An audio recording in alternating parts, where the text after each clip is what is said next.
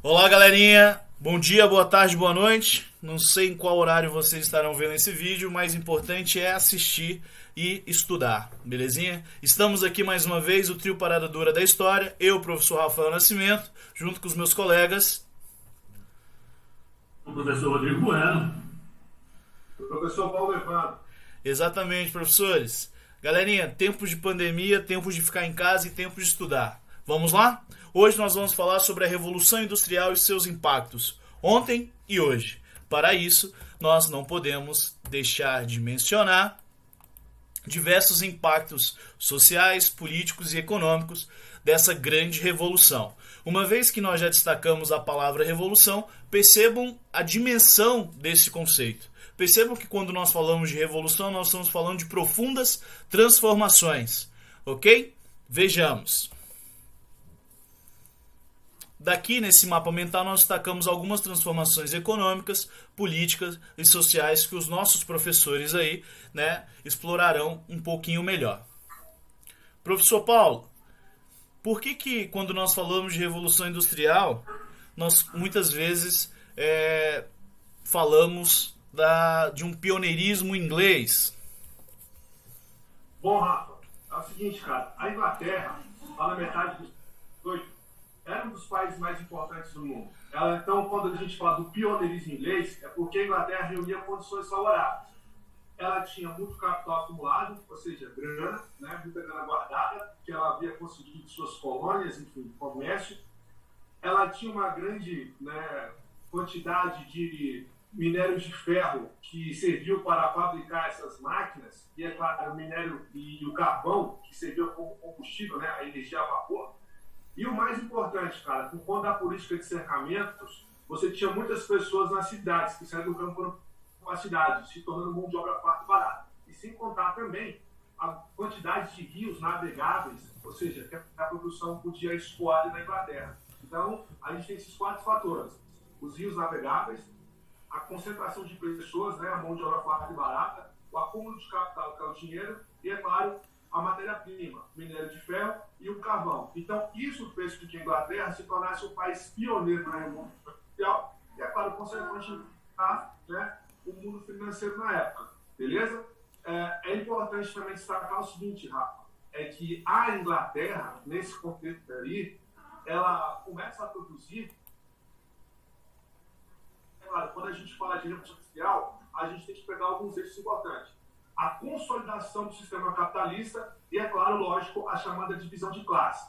O que foi a revolução industrial para a Inglaterra e, consequentemente, para o mundo? Eu aumento a minha capacidade de produzir e, é claro, com a revolução industrial, o homem passou a produzir tudo em grande escala, com quase uma quantidade infinita, principalmente no que diz respeito à indústria têxtil, com a lã e com o algodão. Então, produzir mais, isso significa que estou explorando mais. Vale ressaltar que antes o homem trabalhava no sistema do artesanato, depois você tem o que? A manufatura, que é a divisão de tarefas, ou seja, ele perde ali o controle do que ele está produzindo, e mais tarde você tem a manufatura, que é a substituição do homem pela máquina. Então, eu estou produzindo mais, eu vou começar a explorar mais, e explorando mais, eu consigo vender mais, e, é claro, o preço baixa, então eu vendo em grande quantidade, inclusive eu consigo exportar, porque agora tem navios que conseguem levar as minhas mercadorias para o mundo todo, e se eu vendo mais, isso quer dizer que eu lucro mais, certo? Então, lucrando mais, você tem o quê? Você tem uns que estão sobre os outros, correto? Então, a Revolução Industrial, ela traz isso tudo aí. Consequentemente, você vai ter o quê? Uma desigualdade social, uma vez que o homem passou a trabalhar muito mais para receber um pouco menos, beleza? Então, a Revolução, ela traz isso. Ou seja, a consolidação do sistema capitalista, o capitalismo industrial. E, é claro, o mundo é outro, cara. Tanto é que a gente costuma dizer que a Revolução Industrial ela começou na metade do século XVIII e ela nunca mais parou. Tanto é que, enfim, basta ver o mundo como é hoje. A gente, quando fala de tecido e tal, a produção é infinita e o tempo todo. Enquanto a gente está aqui gravando essa aula, em algum lugar do mundo tem uma fábrica trabalhando em ritmo acelerado, pessoas sendo exploradas e pessoas consumindo produtos. Beleza? Exatamente, professor. Não é à toa que a Inglaterra era chamada como a oficina do mundo nesse período, não é mesmo, professor Bueno? Exatamente. E é interessante, cara, a fala do professor Paulo, porque ela já pega principalmente ali quando ele coloca no cercamento, a gente já começa a pensar nessa questão política, né? Logo após ali a chegada dessa ideia dos cercamentos, a gente começa a ver que essa política levou a população aí a ter um grande crescimento de uma mão de obra dentro das cidades, beleza? Então, essa política dos cercamentos, ela contribuiu para justamente esse processo, né, do proletariado dentro das indústrias lá na Inglaterra, ok? E é interessante porque os cercamentos ele passa a ter o seu boom, principalmente ali por volta do século XVIII, né, onde toda essa população passa aí para as indústrias, que é quando ali você vai ter a explosão demográfica lá no cenário ou na Inglaterra, podemos dizer dessa maneira, beleza?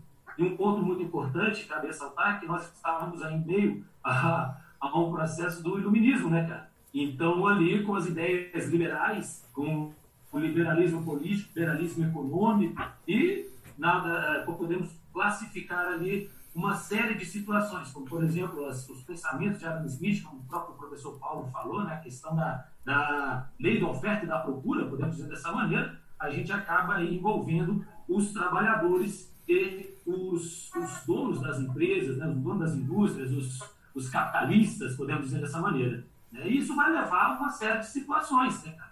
A gente começa a ver que a situação dos trabalhadores não era nada agradável. Os trabalhadores eles eram praticamente colocados ali para trabalhar dentro de um cenário onde eles trabalhavam de 14 a 16, 18 horas por dia e muitas vezes eles não tinham ali basicamente o ganho necessário, né, para aquela força de trabalho que ele havia empregado.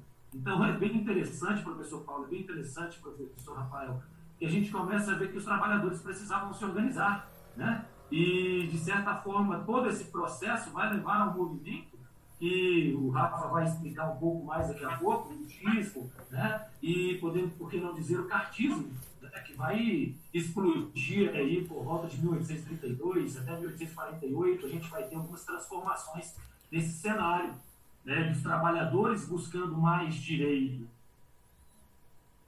né? Enviando uma carta ao parlamento para que eles pudessem ter uma participação junto ao parlamento e, consequentemente, adquirirem direitos trabalhistas, né? Direitos esses que mais tarde também vão acabar chegando até a nossa região aqui, cara, né? A gente não pode esquecer que aqui no Brasil a gente vai ter muitos resquícios do que virá da Europa, né? E mais tarde falaremos aí em outras aulas, viu, Rafa? Viu, professor Paulo? Sobre as leis trabalhistas aqui no Brasil, né? A grande greve de 1917 aqui no Brasil, né? São Paulo, Rio de Janeiro, a massa de trabalhadores que, de certa forma, precisavam ter ali direitos políticos, né? Direitos trabalhistas para que eles pudessem exercer seu trabalho, beleza? E aí, numa aula futura, falaremos um pouco mais sobre essa implementação das leis trabalhistas aqui no Brasil, né? Que vão chegar aí com o governo de Getúlio Vargas por volta de 1943 ali. Uma coisa que eu acho até interessante, que vai ter tudo feito no estado de São Januário, né, cara? Podemos dizer assim que o estado de São Januário, o estado do Vasco, ele teve pelo menos uma coisa boa, né? Assim, digamos das países, porque de fato outras alegrias não tiveram tantas. Mas enfim, e não podemos esquecer que dentro desse populístico, dentro dessa briga dos trabalhadores, nós tivemos aí o aparecimento de teorias que foram bastante opostas ao capitalismo, né, cara? Então nós vamos ter aí o surgimento do socialismo utópico, né? De certa forma aí nós vamos ter o aparecimento de Karl Marx, de Friedrich Engels, de Bakunin, né? Que de certa forma trouxeram aí novas ideias, trouxeram novos pensamentos, justamente para fazer frente às ideias lá atrás postas, né? Por exemplo, Adam Smith, beleza? E que vai, que nós vamos ter essa briga, né?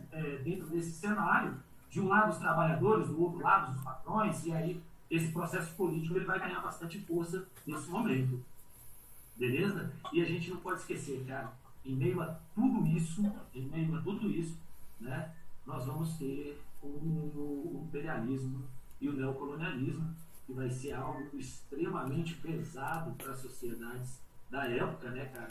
Visto que cada país europeu vai buscar ali o seu pedacinho, tanto da Ásia, da África, e não podemos esquecer também dos próprios Estados Unidos, né, aqui na América.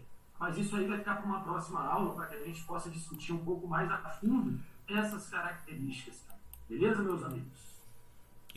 Bueno, só completando aqui o que você falou, né, pegando esse fator econômico, que quando a gente tem essa questão do aumento da produção, e é claro, o aumento do lucro, chegou um momento, cara, na Inglaterra, que os patrões, né, é claro, o povo era tão explorado, que ele vai preferir empregar as mulheres e as crianças, que elas eram mais obedientes. Né? E um fator muito curioso, por exemplo, que as crianças serviam para limpar as chaminés das fábricas, entrar nos túneis de carvão e tal, e as mulheres elas eram mais habilidosas na hora de pear, na hora de crescer os fios. Tem um texto muito curioso que conta, cara, que a exploração era tão grande que uma mulher, né, em Liverpool, ela estava numa fábrica, entrou em trabalho de parto, ela foi até em casa, teve um neném, deixou com os outros filhos e voltou para trabalhar porque não podia perder um dia de trabalho. Né? Ou seja, a exploração é muito grande. Né? E também tem um texto muito legal, depois a galera pesquisa aí,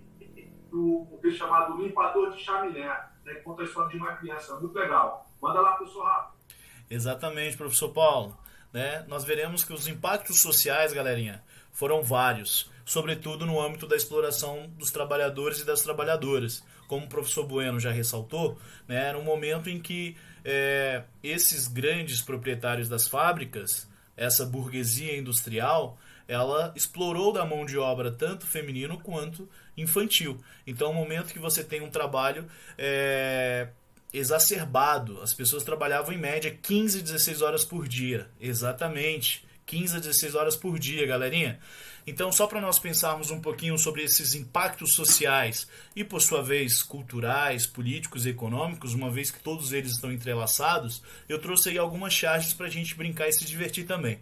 Belezinha? Então, observe esse aí. Vou me aposentar amanhã e sabe o que eu vou fazer? Andar até o fim desta linha de montagem e descobrir o que estou fazendo há 30 anos. Né? O que vocês podem observar nessa charge, galera? Alienação do trabalho e do trabalhador. Não é mesmo? Vai ser uma das grandes críticas, por exemplo, desses pensadores que o professor Bueno ressaltou. Não é mesmo? Frente ao liberalismo econômico defendido por Adam Smith, né, e depois nós vamos falar disso em uma outra aula mais detalhadamente, nós tivemos aí surgimento de diversas teorias como o socialismo utópico, o socialismo científico, que vão criticar, né, essa alienação do trabalho, por exemplo, uma vez que o trabalhador nem sabia exatamente o que estava produzindo dentro dessa lógica de linha de montagem. Ok? Então percebam que a alienação do trabalho aí é algo, né, surreal. Além disso... Daí entra aquela velha expressão, né? Time is money. Né? Tempo é dinheiro, exatamente. Estava ligado diretamente aí ao relógio, ao tempo. E vale ressaltar que essa charge anterior é uma charge recorrente do Enem. Exatamente. Do Frank Ernest. Muito bom.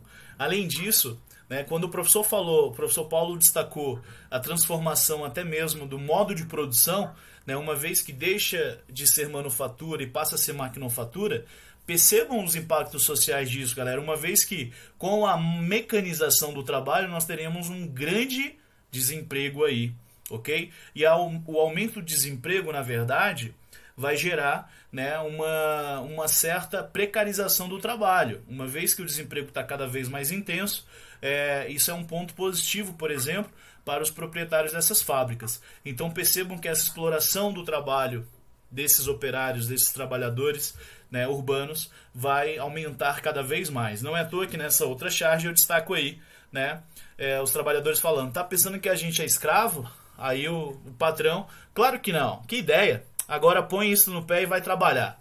Ou seja, percebam aí mais uma vez como a exploração do trabalho é ressaltada. Ok? Mas não nos esqueçamos dos efeitos dessa mecanização no modo de produção nesse período. Mais uma vez, percebam aí nessas duas charges como é muito interessante o destaque para a exploração do trabalho. De um lado nós temos a grande Mafalda do nosso... né, cartunista argentino Quino, do outro lado nós temos uma outra charge aí. Não durmo direito, não como direito, estou fraco, estou doente. Onde é que eu vou arranjar força de trabalho para vender? Aí, né, o bom patrão, o burguês, Não precisa, já temos alguém aqui que não dorme, não come, não fica doente e não chia no trabalho, a máquina. Percebam como que no primeiro momento essa mecanização do trabalho vai ser cruel para, né, o âmbito dos direitos sociais, os direitos trabalhistas, uma vez que as pessoas serão facilmente descartadas. Então, por um lado, você tem uma grande revolução industrial que vai gerar, sim, né, grandes proporções econômicas para o fortalecimento econômico da Inglaterra, que é a grande potência do mundo nesse momento, se torna com a Revolução Industrial, mas ao mesmo tempo você tem o agravamento das desigualdades sociais, o agravamento da exploração do trabalho, que vai gerar, por sua vez, né, contestações, manifestações desses trabalhadores. Daí interessante essa charge da Mafalda. Sim, professor. E aí, professor Rafael? E aí, professor Rafael, entra justamente aquela ideia, né, das trade unions, né, da Associação dos Trabalhadores. Exatamente. Né, que vão se unir justamente para poder buscar ali os seus direitos frente à nova situação, ao novo cenário que se empregado. Né? E mais tarde, por vir os sindicatos, né, que hoje a gente tem aí para toda a classe trabalhadora. Exatamente, professor.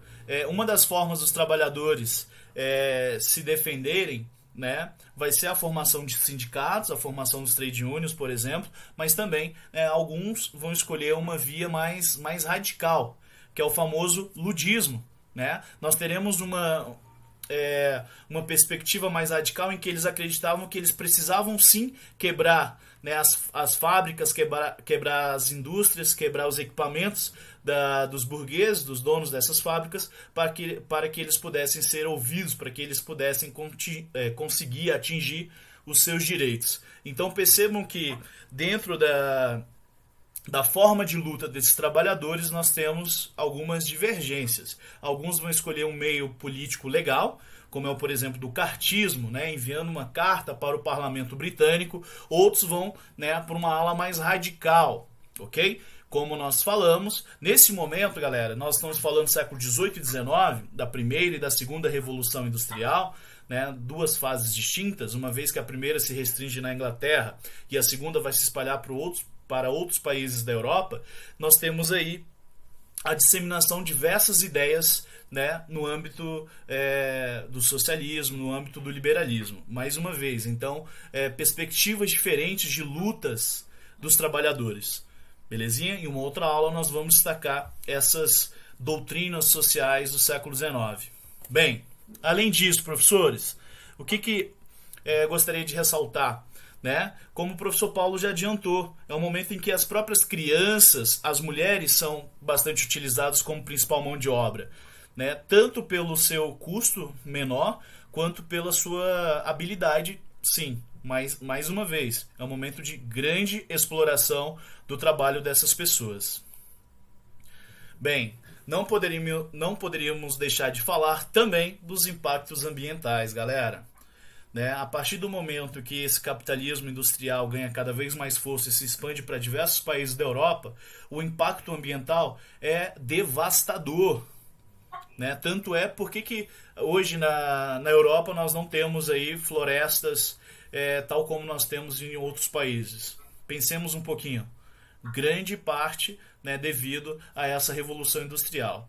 Ok? E ultimamente nós temos vivido aí o efeito desses desmatamentos, dessa poluição, como agora recentemente nós tivemos aí, né, por meio dos acidentes em Brumadinho, por exemplo, na região de Minas Gerais, que foram... Ô, Rafa, isso que você falou é importante sobre essa questão da mudança paisagística na Europa. Cara, a Inglaterra ela praticamente acabou com todas as suas reservas, né, por conta da industrialização. Tanto é que, assim, eu estive na Inglaterra e, cara, você pega um trem e você anda cerca de 100, 150 quilômetros e você não vê uma árvore. É casa, casa, casa, fábrica, fábrica, fábrica, indústria, pátio e vai por aí. Cidades como Liverpool e Manchester, cara, são cidades altamente poluídas, assim, né? Tanto é que o clima é sempre cinza, chove bastante. Eu lembro uma vez uma reportagem de jogadores de futebol que iam jogar,